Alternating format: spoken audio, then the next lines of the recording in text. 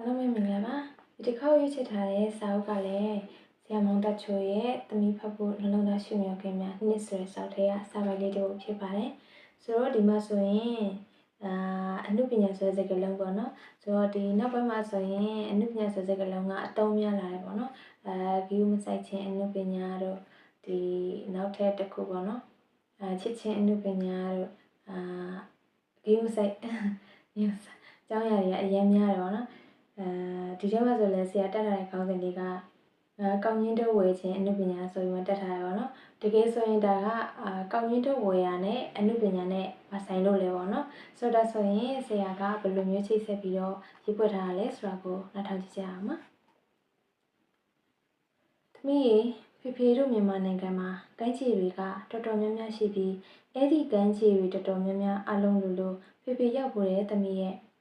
မွန်ပြည်နယ်တဲကကြက်ခမီဆက်ဆဲကမ်းခြေကိုဖေဖေရောက်ပူတာပေါ့တနင်္လာရီတိုင်းထဲကထဝယ်မောင်းမကန်ကမ်းခြေဆိုရင်လေဖေဖေရောက်ပူတာပဲနောက်အေရဝီတိုင်းထဲကချောင်းသားတို့ငွေဆောင်တို့ပြီးရင်ကမ်းတန်ရလိုကမ်းခြေမျိုးကိုတော့မှဖေဖေကရောက်ပူသေးတယ်။နာမည်အကြီးဆုံး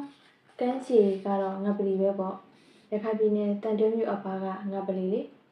နိုင်ငံခြားသားတွေအများဆုံးလာတဲ့ကမ်းခြေတဲလာတဲ့ကမ်းခြေပင်လယ်လှတဲ့ကမ်းခြေငါပလီကိုဖေဖေခဏခဏရောက်တဲ့သမီးရဲ့လင်းသားတို့မြပြင်းတို့ချိတ်တော်တို့ရွှေဝါချိုင်မောင်ရွှေလေးချိုင်တို့ဆိုတာဖေဖေချီယာတွေကြီးပဲပေါ့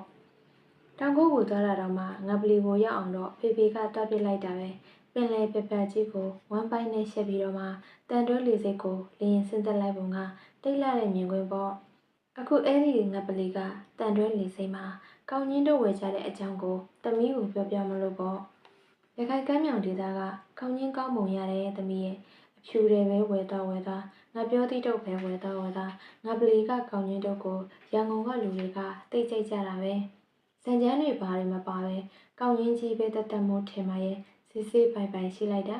ပပနဲ့ရှိလိုက်တာကောင်းကြီးတို့ကပုံမှန်ထက်အရွယ်စားသေးပြီးချင်းပေါက်ဆက်ကလေးတွေနဲ့အစင်နစ်ထက်ရောက်တဲ့အခါကျတော့ချစ်စရာတော်မှကောင်းနေသေးတယ်။တန်တွဲလေစိတ်အပေါ်ဝါမှာကောင်းကြီးတို့ရောင်းတဲ့အတော်ရွယ်ကြီးအရွယ်အမျိုးသမီးတွေက3ရက်4ရက်လောက်အမြဲတမ်းရှိတတ်တယ်။ဖေဖေကတော့ငပလီကပြန်ရင်ကောင်းကြီးတို့ကတော့ဝယ်ကူးဝယ်ရမှာဆိုတဲ့အထဲကပေါ့။တခါဖေဖေတို့ငပလီကိုရောက်တော့မိုးရင်းကြီးသမီးရဲ့ဆရာချစ်ဝင်ညိုလဲပါတာပေါ့။တက္ကသိုလ်ကဆရာကြီးတယောက်လဲပါတာပေါ့။ငကိုကတစ်ထက်တိုက်ပူပြတန်တွဲလေစိတ်ကလေးကိုနှစ်ထပ်အစ်စ်ပြန်ဆောက်ပြီးကစားအချေပေါ့ပလင်မှာလှိုင်းကောင်းဖြူတွေဖွေးလှုပ်ဖြစ်နေပြီးမိုးစိမ့်ဆွေနေတဲ့ရက်မှာထုံးစံအတိုင်းကောင်းကြီးတို့ရောင်းတဲ့ဒေသခံအမျိုးသမီးကြီးတွေအဲ့ဒီနေ့ကတော့3ယောက်ပေါ့ဖေဖေတို့မျက်နှာအနားမှာကောင်းကြီးတို့ကလေးတွေထိုးကာနဲ့ပြောသေးတယ်မြတ်ပြီးတော့အားပေးပါလားဆိုလားဖေဖေသဘောပေါက်လိုက်ပါတယ်ကဲတယောက်တသေးစီအားပေးလိုက်ကြရအောင်ဟုတ်တယ်သမီးရဲ့ရောင်းသူနဲ့ဝယ်သူကတကယ်ကိုကွက်တီပဲဝယ်သူ3ယောက်ရောင်းသူ3ယောက်3000ဘိုးဝယ်သူဝယ်4000ဘိုးဝယ်သူဝယ်ညီတော့မညီဘူးပေါ့ဒါပေမဲ့လည်းအားလုံးကရောင်းလိုက်ကြရတဲ့အတွက်မျက်နှာကြီးတွေပြုံးလို့ဖေဖေတို့လည်းအဲ့ဒီလိုမျိုးဈေးဝယ်ရတာကိုပျော်လိုက်တာပစ္စည်းလည်းအတူတူဈေးလည်းအတူတူမှတယောက်တည်းကိုစုပြုံအားပေးလိုက်မလို့ကျန်တဲ့သူတွေငုတ်တုတ်ထိုင်နေရတဲ့ဆိုင်ရင်အခုလိုမျိုးကတော့ပိုပြီးပျော်ဖို့ကောင်းတယ်ထင်တာပါပဲသမီးရဲ့ဖေဖေတီတယောက်ဈေးဝယ်ဝန်ကတမျိုးသမီးရဲ့ဈေးကြီးတဲ့ကိုဝင်သွားတဲ့အခါကုံကြောက်ပဲဝယ်ကုံစိမ်းပဲဝယ်တာငါပစုံပဲဝယ်တဆိုင်ထဲမှာဘယ်တော့မှဆွဲမင်းမဝယ်ဘူးပကြိမ်ဝယ်ရင်တဆိုင်ဆိုလိုပြောင်းပြီးတော့ဝယ်တယ်သူကမဝယ်ပြတဲ့ဆိုင်ကညာလမ်းអော်ရင်ဒီနေ့နင်တို့ဆိုင်လဲမဟုတ်ဘူးဆိုလာပဲသူနဲ့တစ်စည်းလုံးနဲ့ရင်းနှီးလို့ပြောဖို့ကောင်းတယ်သမီးရဲ့ကြောက်ပရာပါဝိချုံလန်းစုံကစလီတီးဆယ်ကလေးတွေမိထီလာကြောက်ပရောင်းကြားလက်ပံပြကချက်သားကြော်တဲ့လေးတွေဝဲသူတွေရောင်းသူတွေမျှတာပြီးအားပေးရင်သိကောင်းမှာပဲနော်ကဲအဲ့ဒါတွေထားလိုက်ဖေဖေတို့ငပလီကပြန်လာတော့ပါလာတဲ့ခေါင်းရင်းတို့တွေကတော့ဈေးတွေတိုင်းရောင်းရတဲ့သူတွေဖြစ်အောင်ကိုလုပ်ပြီးဝယ်လာခဲ့ကြတာအပြောသေးတို့ကလည်းချိုးပေါ့အဖြူတို့ကလည်းစစ်စစ်ပိုင်ပိုင်နဲ့စိမ့်ပခေါင်းရင်းတို့ဆိုင်ရင်ငပလီကိုတတိယလိုက်တာတမီးရဲ့ The Flowers Channel 2014စက်တင်ဘာဆိုတော့ဒီဟာလေးတွေကလည်းစောင်းပါလေးတွေပါနော်ဆိုတော့ဒီစာပေဖက်ရှုတယ်ဆိုတာကပေါ့နော်တ ဒီတကယ်ခံစားတတ်မယ်ဆိုရင်အလုံးကတန်ဖိုးထားစရာကြီးပေါ့နော်စိတ်ပေါ့နော်စိတ်တွေးတတ်လာမယ်ပြီးတော့မြင်တတ်လာမယ်ပေါ့နော်ဒီတကယ်ဆိုရင်ဒီလိုမျိုးဈေးတွေအခြေခံပေါ့နော်အခြေခံဈေးတွေရဲ့ဘဝကိုကအစမျှပြီးတော့ထည့်တွေးထားတဲ့စိတ်သဘောထားလေးဖြစ်ပါတယ်ဆိုတော့ဒီလိုမျိုးတွေးတတ်ဖို့ဆိုတာလည်းအလေးအကျင့်မြန်ဖြစ်လေမလားပေါ့နော်ဆိုတော့ဒါကလည်းကောင်းမွန်တဲ့အကြောင်းအရာဆိုတာကလေ့ကျင့်ဖို့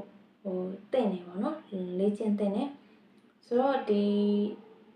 ပြောရရင်တော့အများကြီးပဲပေါ့နော်အများကြီးပဲဆိုတာကဒီအခြေခံလူဒန်းသားဆိုတဲ့အရာတွေကိုတန်ဖိုးမထားတဲ့သူတွေပေါ့နော်တန်ဖိုးမထားတဲ့သူတွေကလည်းရှိရပေါ့နော်ဆိုတော့ဒါတကယ်လက်တွေ့ဘဝတွေမှာလည်းဒီလိုမျိုးတွေရှိရတကယ်တန်ဖိုးထားတဲ့မှုကနေရာတိုင်းမှာရှိတဲ့နေဆိုတော့အကြောင်းအရာပေါ့နော်တချို့ဒီကကျတော့သူတို့ကဈေးတယ်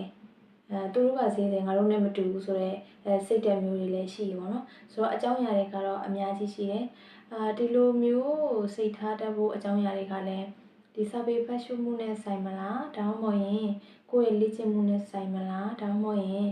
ကိုကြည်ပင်ခဲ့တဲ့ပတ်ဝန်းကျင်နဲ့ဆိုင်မလားဆိုတဲ့အချက်လက်တွေလည်းအများကြီးတော့ရှိရပါတော့ဆိုတော့ဒီစာပေဖတ်ရှုတယ်ဆိုတာကတော့ကောင်းမွန်တဲ့အရာတွေကတခုပေါ့နော်ဆိုတော့အသိပညာပဲဖြစ်ဖြစ်ဘဟုတုတပဲဖြစ်ဖြစ်ခံစားမှုရတာပဲဖြစ်ဖြစ်အလုံးကိုသင်ယူလို့ရတယ်ဖြစ်တယ်ဆိုတော့ဒီစာအုပ်မှာဆိုလဲဆရာကဒီခေါင်းစဉ်အရာပေါ့နော်တမီဖတ်ဖို့ဆိုပြီးတော့တက်ပြီးတော့မှဒါပေးစာလိုမျိုးသူ့ရဲ့အတွေ့အကြုံတွေကိုထည့်ရေးပေးထားတာဖြစ်တယ်ဆိုတော့ဒါဒီလိုမျိုးစာအုပ်ကလည်းဖတ်တဲ့အကြောင်းအရာတစ်ခုဖြစ်တယ်ပေါ့နော်တကယ်လို့တင်အနီးနားမှာစာကြည့်တိုက်လိုမျိုးတော့မဟုတ်ရင်တင်ရဲ့တသမီတင်ရဲ့အတိမိတ်ဆွေလူငယ်တွေကိုဖတ်ရှုစေတဲ့စာအုပ်မျိုးစားတွေမှာလည်းပါပါတယ်ဆိုတော့နောက်ထပ်ခေါင်းစဉ်လေးတွေမှာပြန်လည်ဆုံတွေ့ပါမယ်အားလုံးကိုကျေးဇူးတင်ပါတယ်